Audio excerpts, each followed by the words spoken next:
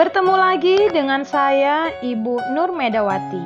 Pada pertemuan kali ini, kita akan belajar puisi baru. Puisi baru merupakan puisi yang tidak terikat oleh ketentuan jumlah lirik pada setiap baitnya, banyaknya suku kata, ataupun pola rimanya. Ciri-ciri puisi baru: 1. Padat makna. 2. Menggunakan kata-kata konotasi. 3. Mengutamakan keindahan kata-kata. 4. Disajikan dalam bentuk monolog. 5. Dibentuk dalam bait-bait atau baris-baris yang tidak selesai, bukan dalam bentuk paragraf. Jenis puisi baru dibedakan berdasarkan isi dan bentuk. Berdasarkan isinya, jenis puisi baru yang pertama adalah balada. Balada merupakan puisi yang berisi cerita atau kisah. Berikut ini contoh balada dengan judul Balada Pembungkus Tempe karya W.S. Rendra. Balada Pembungkus Tempe. Fermentasi asa, mengharap sempurna, bentuk utuh nan konyol, rasa, karsa tempe. Pembungkus yang berjasa, penuh kisah bertulis duka lara, dibuang tanpa dibaca. Yang kedua adalah himne. Puisi berisi pujian yang ditujukan untuk Tuhan, pahlawan, dan tanah air. Saat ini, pengertian dari himne menjadi semakin berkembang, yaitu diartikan sebagai puisi yang dinyanyikan, dan puisi nyanyian tersebut berisi pujian terhadap sesuatu yang dihormati atau yang berhubungan dengan ketuhanan. Simaklah contoh himne berikut ini. Doa karya Taufik Ismail. Tuhan kami, telah nista kami dalam dosa bersama, bertahun-tahun membangun kultus ini dalam pikiran yang ganda dan menutupi hati nurani. Ampunilah kami, ampunilah. Amin. Jenis puisi yang ketiga adalah ode. Puisi ini berbentuk sanjungan untuk orang-orang yang berjasa, yang menggunakan nada atau irama yang sangat resmi, membahas kemuliaan.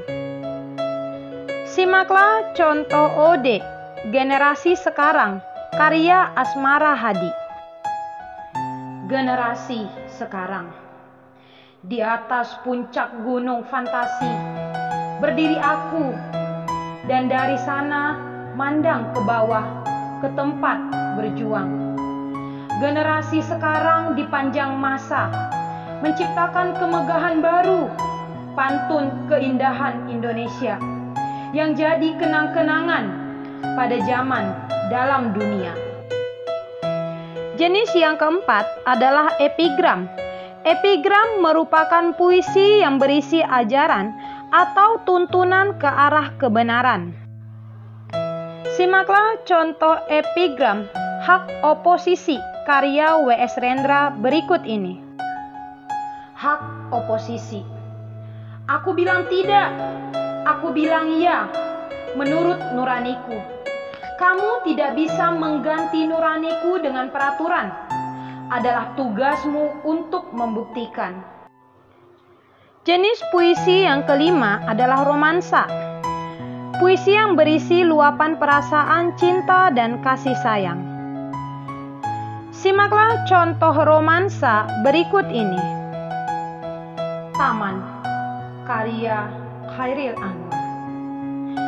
Taman punya kita berdua, tak lebar luas, kecil saja. Satu tak kehilangan lain dalamnya. Bagi kau dan aku, cukuplah. Taman kembangnya tak berpuluh warna, padang rumputnya tak berbanding permadani. Halus, lembut dipijak kaki, bagi kita. Jenis puisi yang keenam, elegi, yaitu puisi tentang kesedihan. Simaklah contoh elegi berikut ini. Senja di pelabuhan kecil, karya Khairil Anwar. Ini kali tidak ada yang mencari cinta di antara gudang, rumah tua pada cerita, tiang serta temani. Kapal, perahu tiada berlaut, menghembus diri dalam mempercayai maut berpaut. Gerimis mempercepat kelam, ada juga kelepak elang menyinggung muram. Jenis puisi yang ketujuh adalah satire. Satire merupakan puisi yang berisi sindiran atau kritikan. Simaklah contoh satire berikut ini. Negeriku, karya Gusmus. Mana ada negeri sesubur negeriku. Sawahnya tak hanya menumbuhkan padi, tebu, dan jagung, tapi juga pabrik, tempat rekreasi, dan gedung, perabot-perabot orang kaya di dunia, dan burung-burung indah piaraan mereka berasal dari hutanku. Ikan-ikan pilihan yang mereka santap bermula dari lautku. Berdasarkan bentuknya, puisi baru dibedakan atas beberapa jenis. Satu, distikon, yaitu puisi yang terdiri atas 2 baris pada setiap bait. Perhatikanlah contoh distikon berikut ini. Penggalan puisi tersebut terdiri atas 3 bait, dan setiap baitnya terdiri atas 2 baris. 2, terzina, yaitu puisi yang terdiri atas 3 baris pada setiap bait dengan rima A, B, A atau B, C, B.